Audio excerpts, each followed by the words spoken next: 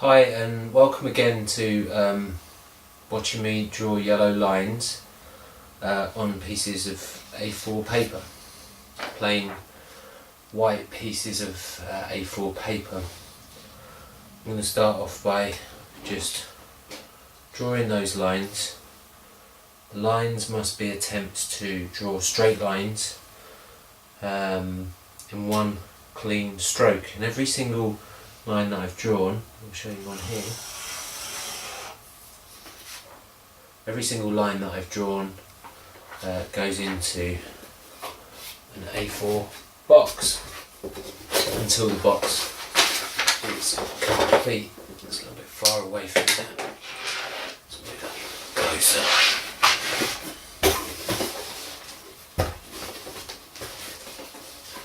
And they make these lovely, at the start, they make these lovely fluttering sounds as they go down. I'm not sure that the audio picks this up. Let's see. Some of it there. Try that again. Well, I certainly heard it. Perhaps it's picked up by the audio.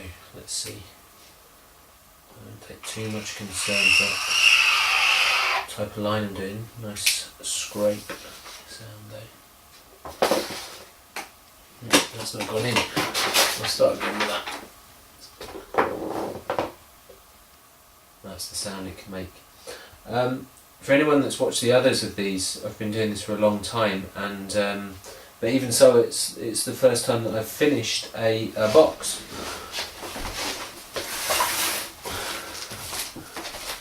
This box here is full of yellow line drawings that began in 2006 and were completed in 2016.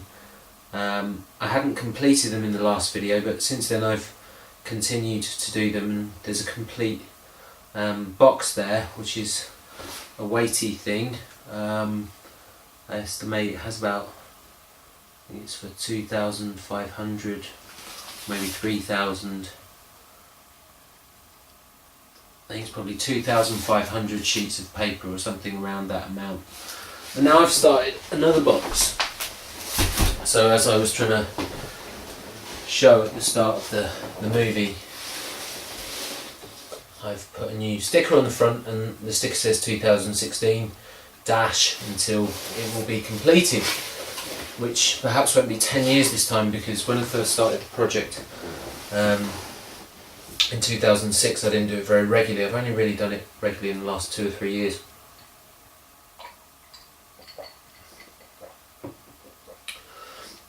So when there aren't too many sheets in here at the moment, I think there are probably about 500. You can see them there, how full up the box is. When about 500 and you put one in, they make that fluttering sound. I'll do one more, the sharp end of this highlighter.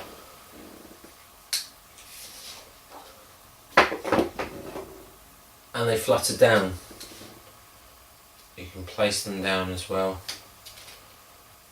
I go for the flutter mostly, but I like the variety of these drawings, the infinite variety, and oh, there's still a little flutter there, no matter.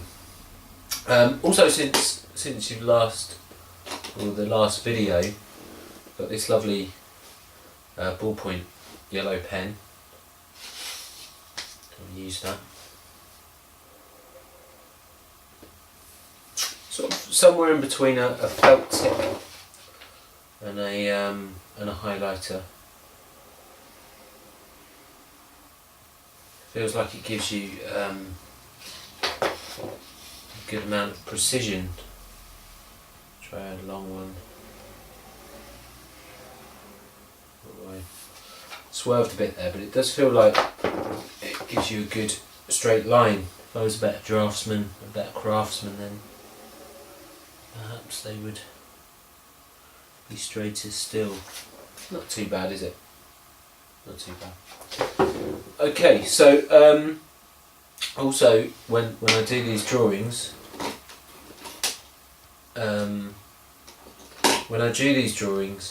I sometimes do them according to other sets of rules, which are in the other videos. And this is one that I've been doing for a while, or I've got a few to show you. So let's get my piece of paper, and I've got these cubes here. 2 white, 2 green. Not particularly concerned about the colour, but that they're matching. 2 orange and 2 yellow. Not, since the project is about yellow. I have other coloured cubes which I might use at other times, and I call these cubes, the use of them in nodes, so that you can put them in certain positions on the piece of paper. Let's move that glass of lemon juice out of the way. Put them in certain places, and then use that to go back to the fine liner to connect. So for example, you can connect these 2 yellow lines at the back. I'll leave the nodes, as I call them, in place, and put that in there. Take another one, and I'll just run through them in order. Do that fairly quickly actually. Orange,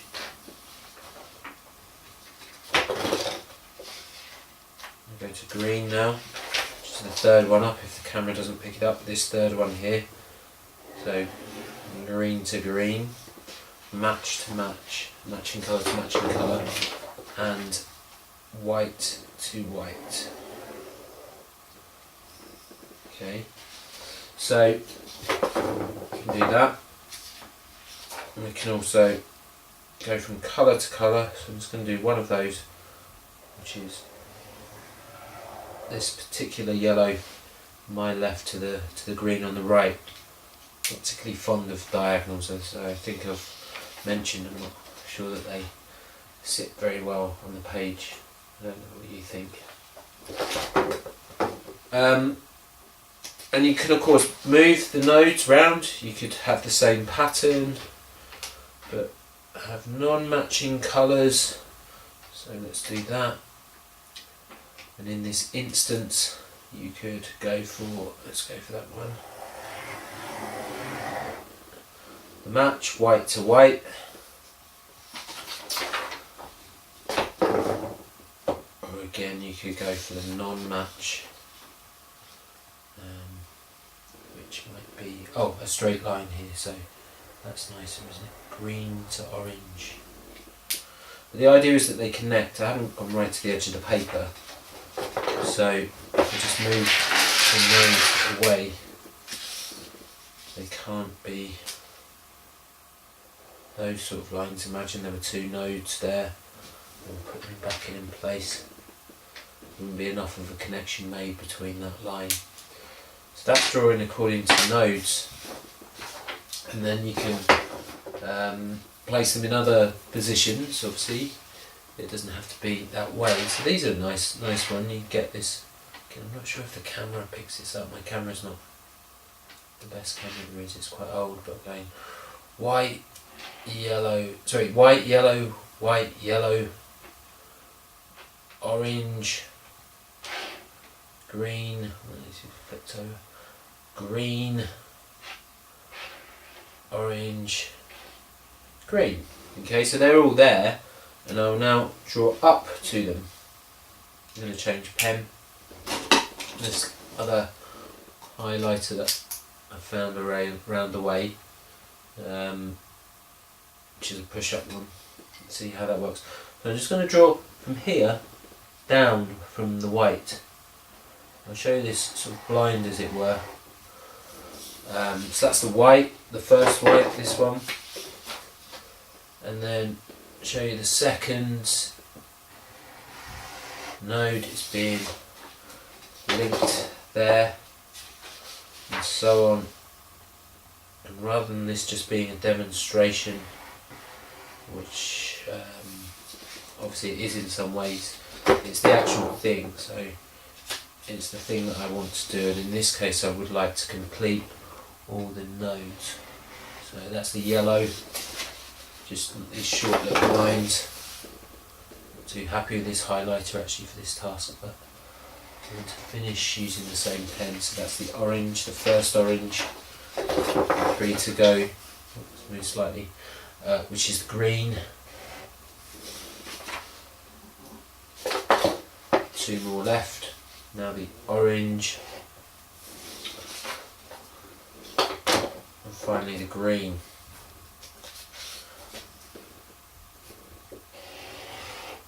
There we go. It's quite hot in here, so I'm going to have another sip of this lemon in water,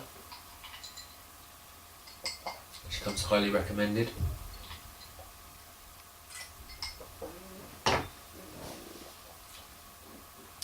Okay, so there's that pattern where you might assume that all of them have to be done, and of course you can do the reverse.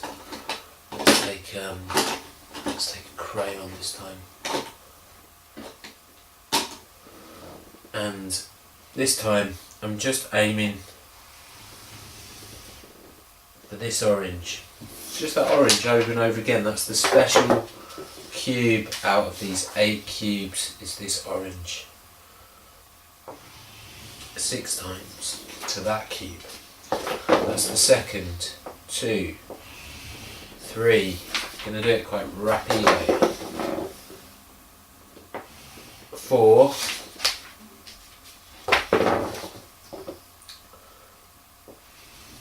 5.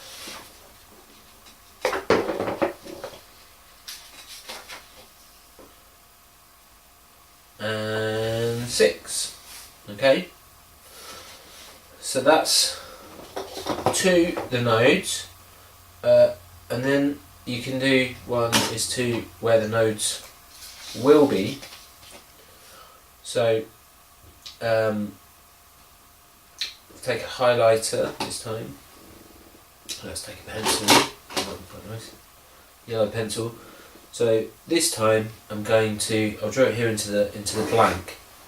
I'm going to draw it to where the white will be. So you watch this. That I move the yellow up, fairly straight line, and it's not to the node, and then I can push along, and now the line is aligned with the node, the white cube in this case. I'll do another one this side just to show. Do a short line this time, up it goes, and this time instead of pushing the row along, that was to this yellow. I'll move the yellow, and there it is matching, and I can even now go to its gap. See, in this line, and up I go. Yeah, I'll show a couple more of those without talking, just from the side.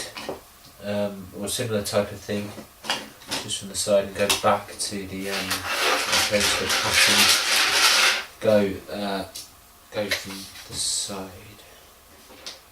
This time have non-symmetrical patterns. A bit random.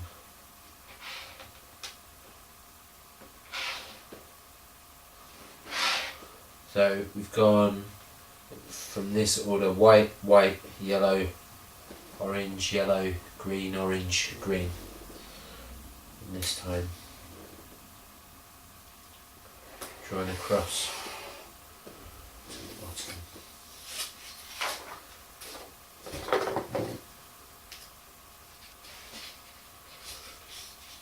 I mean, I'm not always talking through these when I do it at home. When I do it off camera. So that a lot of these decisions are just thought processes, although they do have a decision behind them. In general, they're not sort of done spontaneously. I think perhaps sometimes they are. Perhaps sometimes that's the decision. Anyway, I will stop speaking and just allow you to watch a few.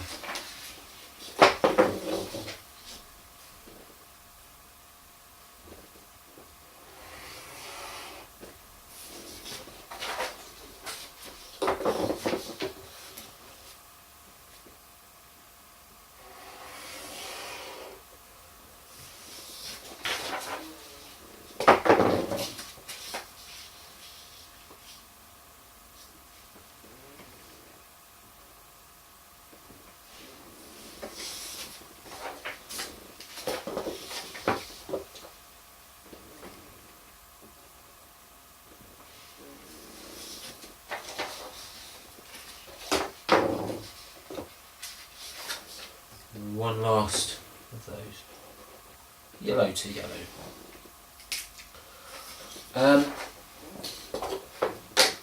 Two other ways of using these cubes. The first I call rain.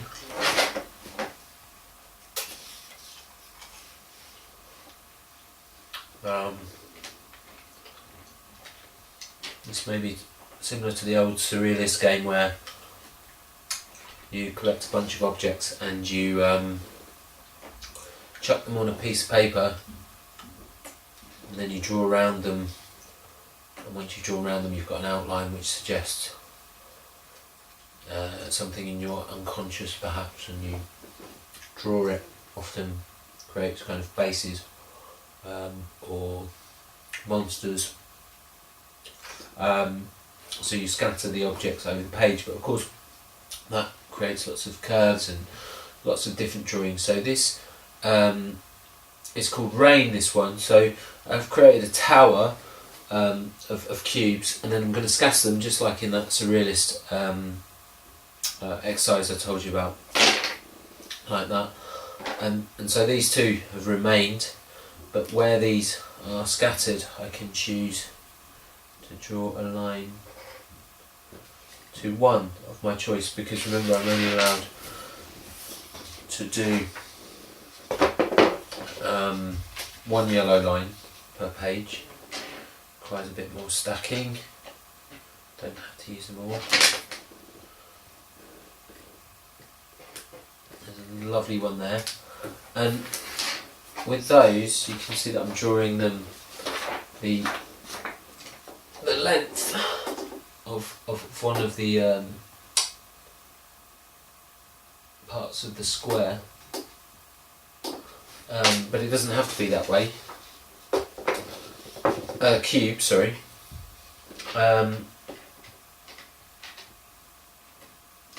So for example, from this one I could quite easily go under it, you know, a different length. But those smaller ones led to something which I call rain. I'll move these out of the way, they don't involve the nodes, but they were perhaps inspired by the nodes. And this is to rain in the sense that I will go with the lines up, and then like that, that, then that, then that, then that, then that, then that, on different sheets of paper. So we'll go for 8. And if you imagine as accumulations, they form kind of, form a lot of specks of rain. If they were on the if they're on the same sheet. Of course, as you can see, they're only on individual sheets. I think this is the right one. Might not be, I might have duplicated it there. Never mind, it's not about symmetry. It's about putting the right marking in the right place in this very particular space, which is the sheet of blank A4 paper. And it's about the collection of them all as well. That's why I'm very happy to have a completed box now, and to have another box. Mind you, if they took 10 years like the first box did, then I wouldn't be making very many. But it again isn't about the the quantity, it's about the doing of it. So not doing it enough might be a problem. But if the drawing takes a long while but it's being done, that's fine. It's not about going quickly, unless that is the thing that's been chosen to do.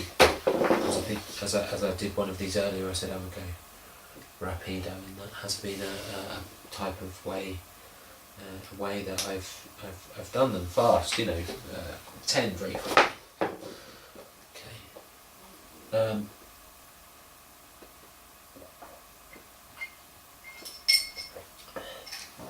And this comes out of a similar thing with the notes. This is the final one I'm going to show you today.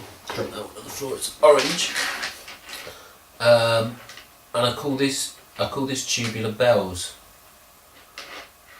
Not especially to do with the Mike Oldfield album, although I suppose he made the instrument very popular, or more popular than it was.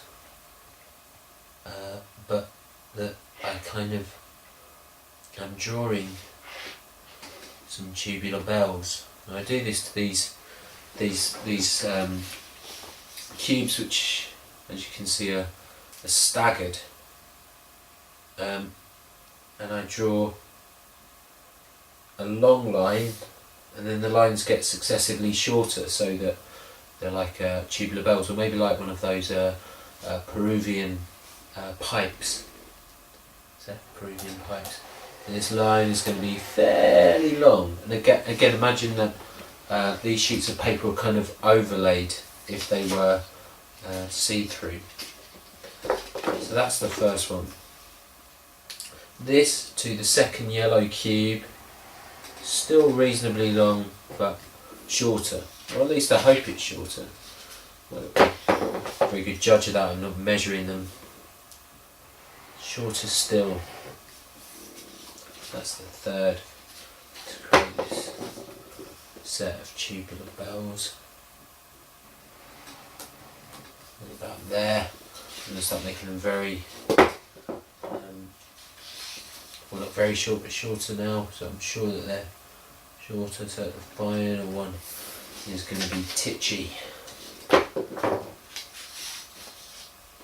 Not often you hear the word titchy. Or frowsy. That was a word I heard the other day, which I like.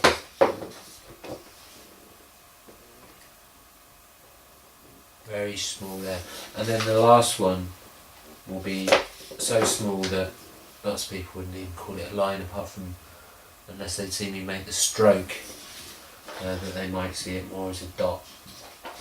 I'll put that in, and then I think we're done again for today, and happy to show you those new techniques.